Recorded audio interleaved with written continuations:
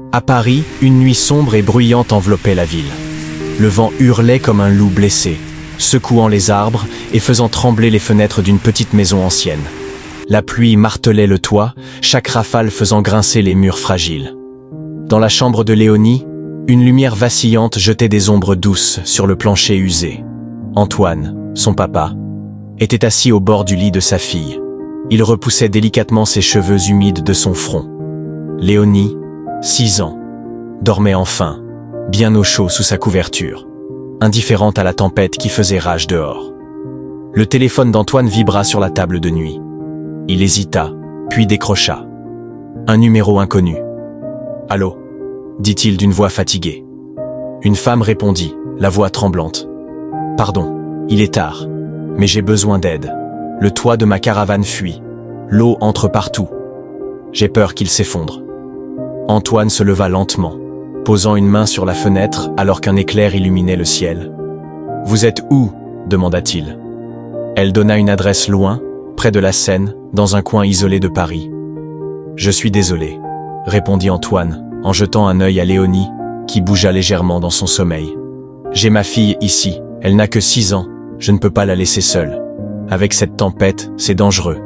Je ne fais pas de réparation la nuit. » Un silence suivit, puis la femme murmura « S'il vous plaît, j'ai peur.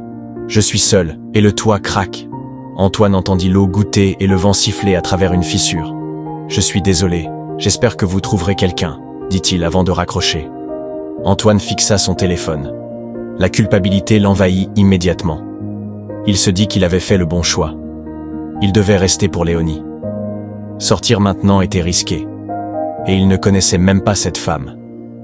Mais sa voix résonnait dans sa tête. « J'ai peur. Je suis seul. » Il alla dans la cuisine pour prendre un verre d'eau, mais s'arrêta près de la fenêtre. La pluie tombait plus fort. Les rues commençaient à déborder. Il fit les 100 pas, puis regarda la chambre de Léonie. Il imagina la femme, seule, avec un toit prêt à s'écrouler. Et si elle était blessée? Et s'il était sa seule chance? Il jura à voix basse, attrapa son manteau, ses bottes, une lampe torche et ses clés. Il entra dans la chambre de Léonie, l'embrassa sur le front et murmura « Je reviens vite ».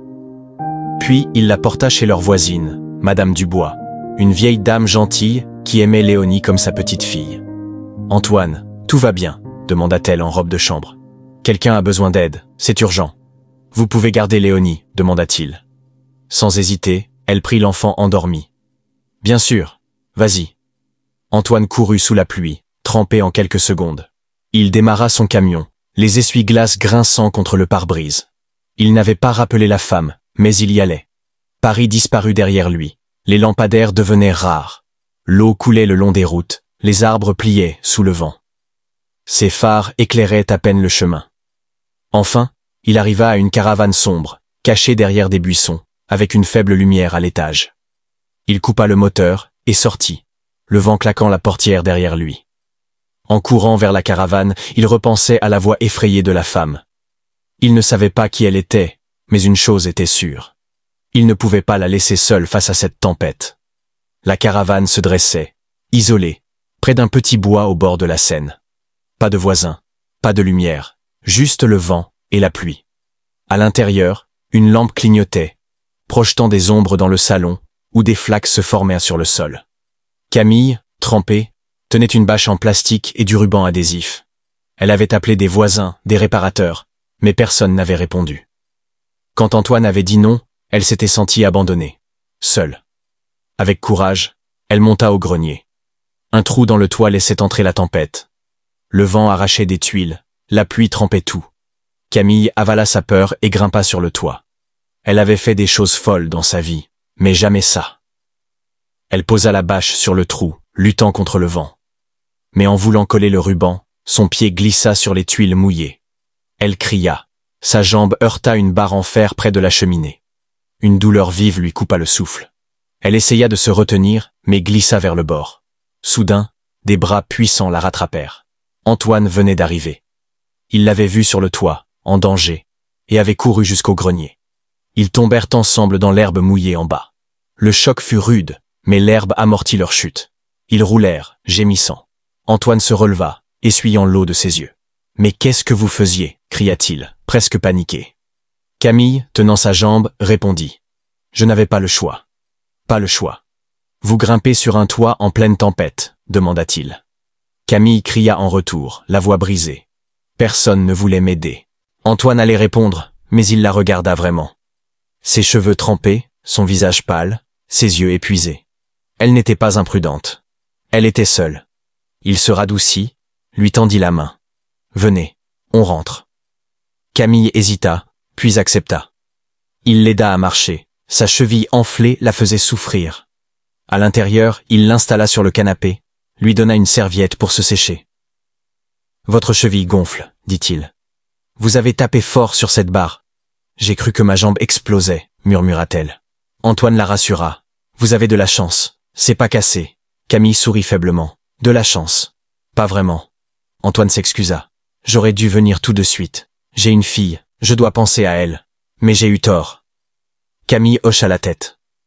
Je comprends. Vous avez quelqu'un qui compte sur vous. Moi, personne ne remarquerait si cette caravane disparaissait. Antoine la regarda. Vous vous trompez. La tempête continuait dehors, mais la bâche tenait, pour l'instant. Ils restèrent mis silencieux, le poids de la nuit les enveloppant. Puis Camille murmura. Merci de m'avoir rattrapé. Antoine sourit légèrement. De rien. Essayez de ne pas recommencer.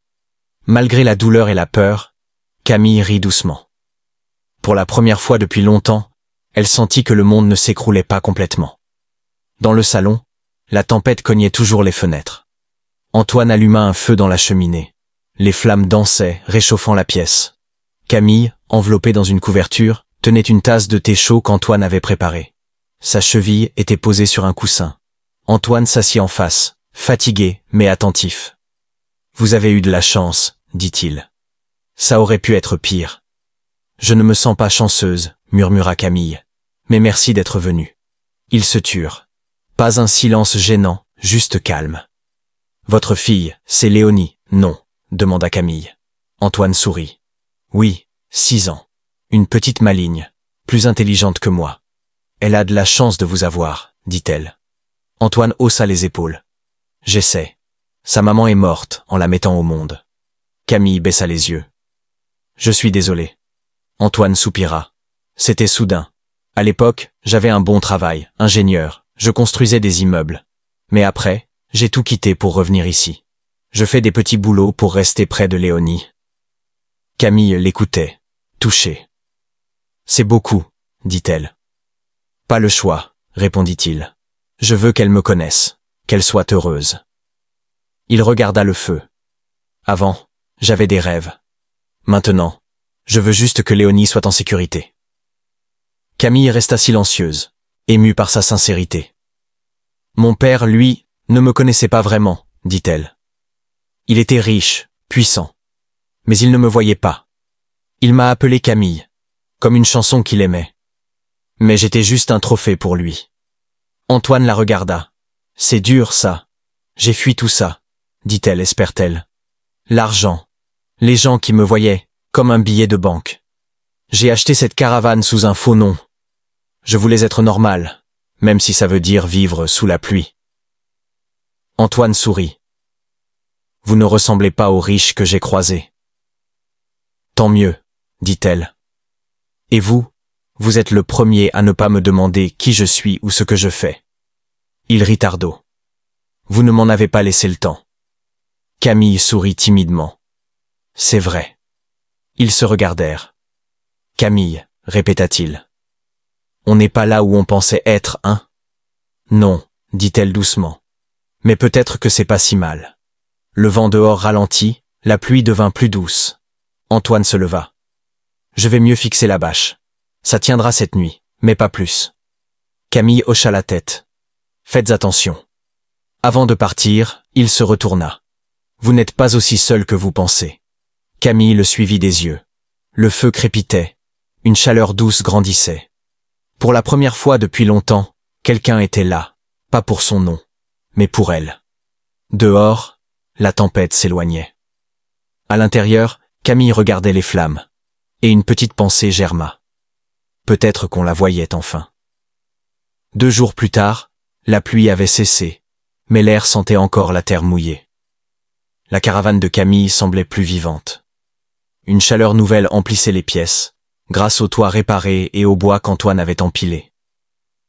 Ce matin-là, Antoine arriva avec Léonie, qui collait son nez à la fenêtre du camion. Camille avait appelé la veille, demandé Gia s'il pouvait vérifier le chauffage et une rambarde branlante. Sa voix était légère, pleine d'espoir. Léonie sauta du camion. « Bonjour Camille !» cria-t-elle, courant vers elle. Camille, souriante, tenait des muffins chauds. « Bonjour ma petite étoile !» dit-elle, s'agenouillant pour offrir un muffin à Léonie. Tout juste sorti du four. Les yeux de Léonie brillèrent. « T'es comme une fée qui fait des gâteaux. » Antoine rit, fermant la portière. « Elle parle de tes muffins depuis la dernière fois. » Camille sourit. « Alors, j'en ferai à chaque fois que vous viendrez. » La matinée passa vite. Antoine réparait le chauffage pendant que Léonie aidait Camille en cuisine. Les rires de Camille résonnaient et Antoine s'arrêtait parfois pour écouter. Plus tard, il les trouva au piano. Camille jouait une mélodie douce. Léonie la regardait, émerveillée. « C'est quoi cette chanson ?» demanda Antoine. « Une que ma mère jouait » répondit Camille.